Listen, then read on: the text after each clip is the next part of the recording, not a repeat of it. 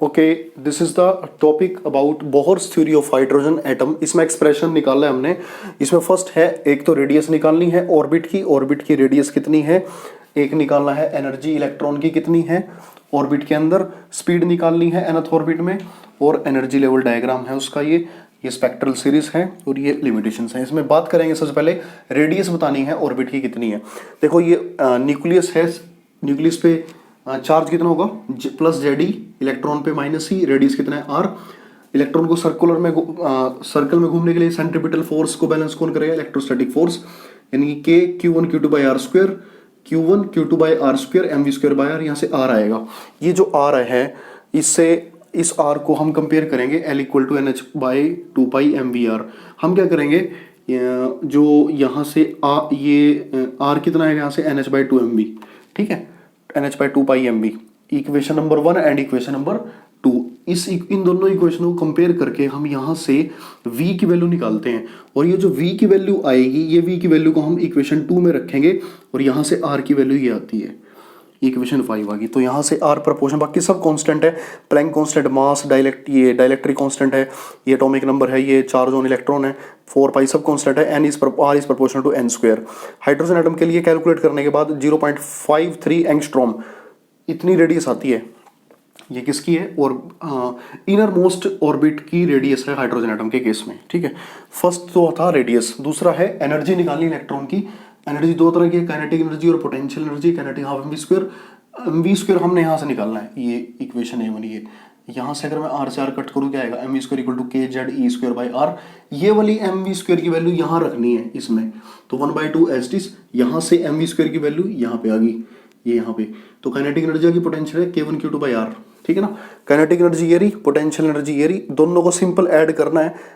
Kinetic ये potential ये रही, तो इन दोनों को जब ऐड करेंगे तो क्या आएगा, यहाँ से ऐड करके ये माइनस में आएगी ये, तो ये वाली आ गई टोटल एनर्जी। और टोटल एनर्जी माइनस में आ रही, तो उसका मतलब ये है, मतलब देखो इक्वेशन 5 से हम अगर ये देखो यहाँ पर क्या है, एनर्जी इलेक्ट्रॉन की है nth ऑर्बिट के अंदर, मतलब इलेक्ट्रॉन की nth ऑर्बिट में एनर्जी कितनी है, ये वैल्यू आ गई। अगर मैं इस इक्वेशन 5, ये इक्वेशन 5 जो रेडी ये वाली है, ये वाली आर की वैल्यू अगर यहाँ रख दें इसमें, तो इलेक्ट्रॉन की जो एनर्जी है वो ये आएगी।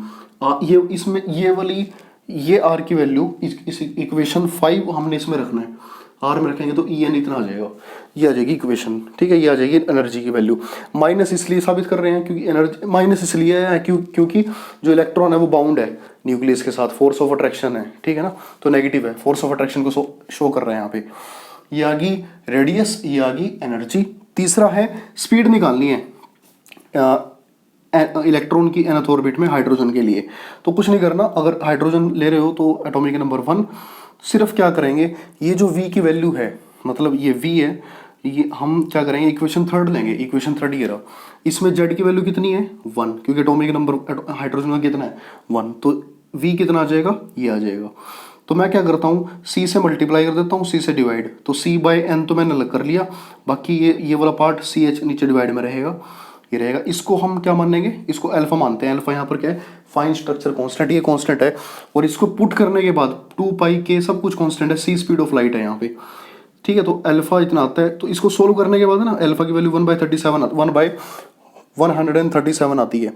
तो ये वैल्यू अगर अल्फा यहाँ इतना आएगा तो सी बाई एन ये आ जाएगा 1/137 इंटू सी बाई एन। अगर फर्स्ट ऑर्बिट की बात कर रहे हैं, तो n कितना लेंगे 1 लेंगे, तो v कितना आएगा c बाई 1 c अपॉन, यानी कि 1/137 times of speed of light.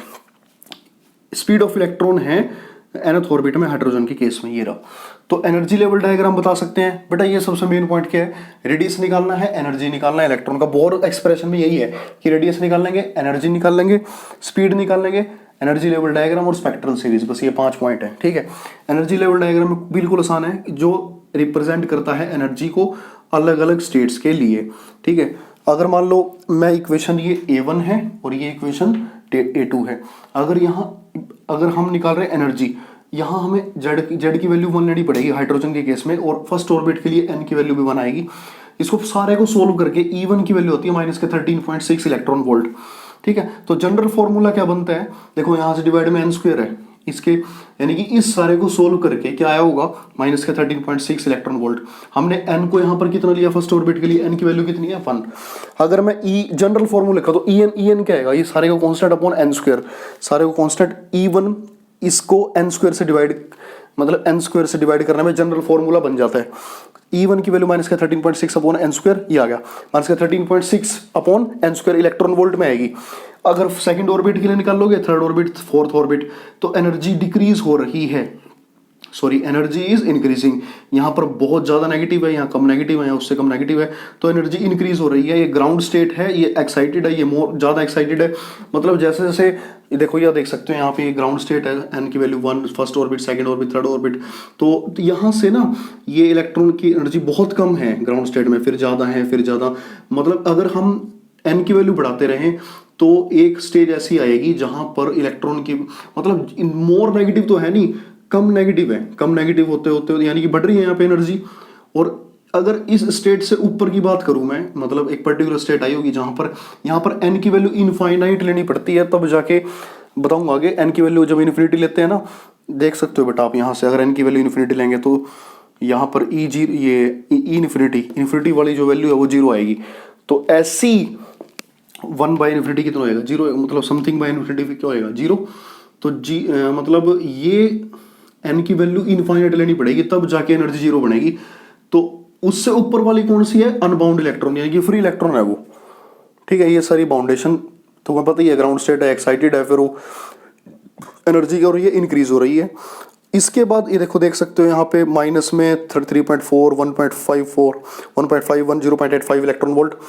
Last जो पार्ट है वो है स्पेक्ट्रल सीरीज। स्पेक्ट्रल सीरीज में कुछ नहीं करना है इसमें आपको। स्पेक्ट्रल सीरीज में देखो, तुम्हें पता है एक ग्राउंड स्टेट है, एक्साइटेड स्टेट है, E1 है, E2 है। जब इलेक्ट्रॉन ग्राउंड से एक्साइटेड में जाएगा तो ऑब्जॉर्व करेगा, एक्साइटेड से लोअर में आएगा तो एक्साइटेड से लोअर में जब आता है तो एनर्जी रिलीज करता है, मतलब डिस्क्रीट एनर्जी रिलीज करता है, यानी कि फोटोन देना पड़ता है। फोटोन नीचे से ग्राउंड से एक्साइटेड में जाने के लिए, एक्साइटेड से ग्राउंड में आने के लिए क्या करना पड़ता है, इलेक्ट्रॉन मतलब वो फोटोन को रिलीज करता है जब एक्साइटेड से ग्राउंड में आता है। तो डिस्क्रीट एनर्जी है वो, क्योंकि फोटोन एक पैकेट ऑफ एनर्जी है, डिस्क्रीट एनर्जी है, ठीक है।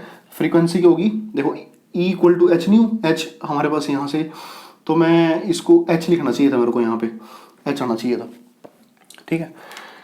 तो मैंने क्या किया, एच लिख दिया, H nu equal to E2 minus E1। ये फर्स्ट, ये N2 के लिए है, यहाँ N1, यहाँ N क्या लेना पड़ेगा, N2।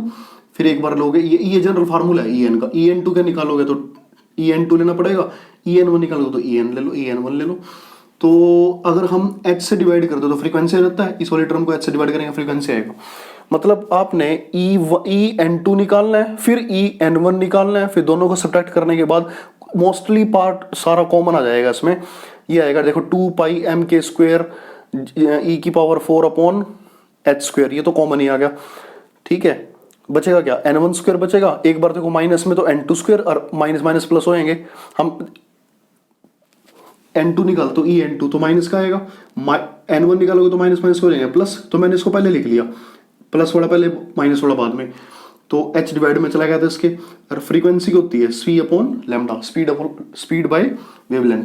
C को अगर मैं इधर भेज दूं तो 1 अपॉन लैम्डा क्या होता है, ये क्या बन गया, ये वाला पार्ट, ये एज इट इज, इस पार्ट को उसने, इस पूरे पार्ट को R बोल दिया। 1 बाय लैम्डा क्या होता है, wave number, 1 by reciprocal of wavelength is called wave number. इसको बोल दिया रेडबर्ग कांस्टेंट। ये रेडबर्ग का फॉर्मूला याद रख सकते हो आप, 2 पाई स्क्वायर m के स्क्वायर E की पावर 4 अपॉन H क्यूब। ये क्या, रेडबर्ग कांस्टेंट, ठीक है। तो यहाँ से स्पेक्ट्रल सीरीज बनानी आसान है। देखो अगर n की, देखो यहाँ से बिल्कुल नीचे से चलेंगे, देखो बिल्कुल ग्राउंड स्टेट पे एनर्जी कितनी है, माइनस का 13.6, फिर माइनस 3.4, 1.5, ये लिख सकते हो ground state, N1, N2, N3। 1 से 2 जाते जाते n की वैल्यू इन्फिनिटी लेंगे तब जाके एनर्जी जीरो आएगी। तो मैं ये बता रहा था आपको, देखो पॉसिबिलिटी क्या है, एक्साइटेड से ग्राउंड में आएगा जब इलेक्ट्रॉन, तो पॉसिबिलिटी है हायर से लोअर में आने के लिए N2 से भी आ सकता है, 1 पे कौन कौन से इलेक्ट्रॉन आ सकते हैं, 1 से ऊपर वाले जितने इलेक्ट्रॉन है वो नीचे आ सकते हैं।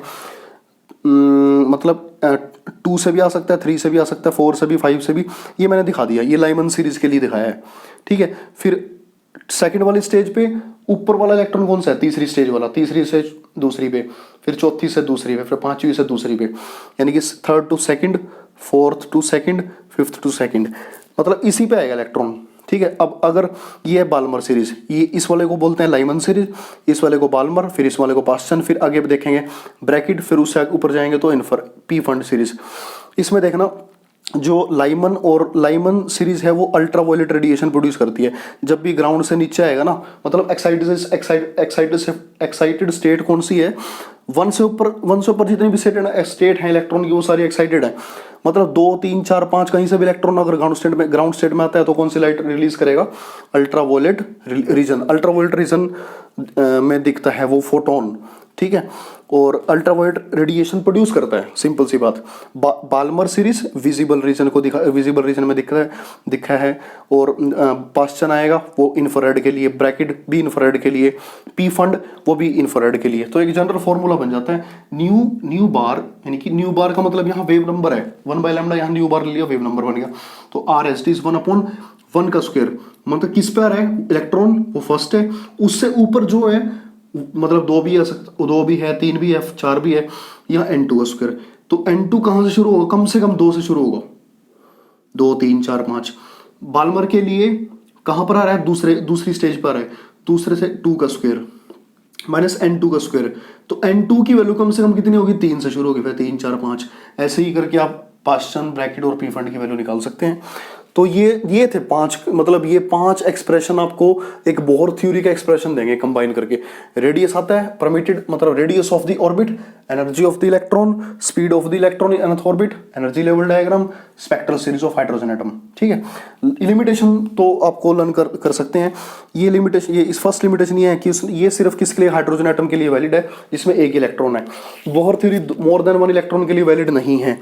ये एक्सप्लेन नहीं कर पाया relative intensity of spectral series, हर मतलब इंटेंसिटी को नहीं बता पाया। जो स्पेक्ट्रल सीरीज आई है ना, किसी की ज्यादा है किसी की कम है, उसने ये नहीं रिलेटिव इंटेंसिटी को बता नहीं पाया, ठीक है। Relative intensity it does not explain, he could not explain the intensity of the spectral lines, okay. उसमें एक्सप्लेन नहीं कर पाया फाइन स्ट्रक्चर स्पेक्ट्रल लाइन को, फाइन स्ट्रक्चर स्पेक्ट्रल लाइन को भी एक्सप्लेन नहीं कर पाया। और ये उसने सर्कुलर ऑर्बिट को क्यों कंसिडर किया था जबकि इलिप्टिकल ऑर्बिट भी होता है। तो ये है टोटल। इसके बाद बेटा एक आपके पास आता है ionisation energy, ionisation potential. Ionisation energy का मतलब वो एनर्जी जो इलेक्ट्रॉन को चाहिए, जो इलेक्ट्रॉन को मतलब एटम से जो निकाल दे, मतलब और एटम किस स्टेट में चला जाए, आयन की फॉर्म में चला जाए। जब भी इलेक्ट्रॉन निकलता है तो वहां पर कौन सा चार्ज आएगा, पॉजिटिव चार्ज आएगा। Vacancy of electron is called मतलब पॉजिटिव चार्ज। तो मतलब जितनी एनर्जी अगर आपने इतनी एनर्जी प्रोवाइड करा दी एटम को तो इलेक्ट्रॉन निकल गया, तो इलेक्ट्रॉन निकलने के बाद वो आयन की फॉर्म में बन चुका है, यानी कि न्यूट्रल से आयन बनाया है आपने, इलेक्ट्रॉन को रिमूव किया। तो जो इलेक्ट्रॉन को रिमूव किया तो वहां पर आपने एनर्जी प्रोवाइड की होगी। एनर्जी प्रोवाइड करने का मतलब ये है आपने कौन सी एनर्जी दी है, ionisation energy to make the ion, ठीक है ना। इलेक्ट्रॉन को रिमूव करने के लिए जो एनर्जी चाहिए फ्रॉम इट्स आउटर ऑर्बिट, ठीक है। इसी तरह से एक होता है एक्साइटेशन, मतलब क्या करते हैं, ग्राउंड से एक्साइट करा दो, the energy which is required to excite the atom from inner to excited state, from lower state to higher state. वो एनर्जी जो चाहिए इलेक्ट्रॉन को लोअर स्टेट से हायर स्टेट में ले जाने के लिए, एक्साइटेशन के लिए जो एनर्जी चाहिए वो एनर्जी कौन सी होगी, एक्साइटेड एनर्जी। तो आप वो लर्न कर सकते हैं डेफिनेशंस। तो ये इंपॉर्टेंट टॉपिक है +2 क्लास में, इसको लर्न करेंगे। ओके बेटा, ये हमारा एटम वाला जो पार्ट है वो कंप्लीट हो चुका है। Atom and nucleus +2 class unit में, atom and nucleus unit number 8 atom वाला पार्ट हमारा कंप्लीट है यहाँ तक। Okay, thank you.